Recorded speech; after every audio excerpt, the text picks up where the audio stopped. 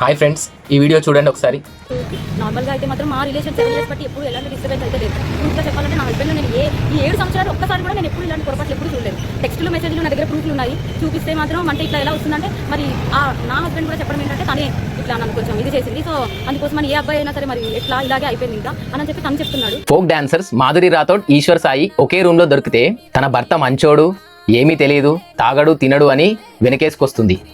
ఆ అమ్మాయి మాత్రమే తన భర్తని ట్రాప్ చేసి పడేసి ఇలాంటి తప్పులు చేస్తుందని వాపోతుంది. ఇప్పుడున్న ఫోక్ ఇండస్ట్రీలో Madhuri Rathod one of the top dancer.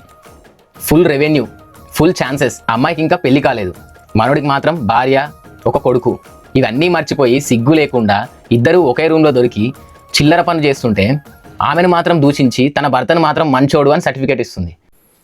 Already ఒకసారి సూసైడ్ దాకా వెళ్ళినప్పుడు సిగ్గు లేకుండా తన భార్య పిల్లలు గుర్తు రాకుండా నీ భర్త తప్పు చేస్తే అతన్ని నిందించకుండా పెళ్లి కాని అమ్మాయిది మాత్రమే మొత్తం తప్పు అంటూ నిందిస్తున్నాం. ఎలాంటి ఫీల్డ్లో ఉన్నా, ఫేమ్ ఉన్నా లేకపోయినా ఇలాంటి చిల్లర పనులు చేసి కెరీర్ మాత్రం నాశనం చేసుకోకండి. ఇప్పుడు ఈమె ఏం చెప్తుందంటే ఆమె భర్త మంచోడు, ఆమె వల్లనే ఇట్లా ఖరాబ్ అయిందని చెప్తుంది.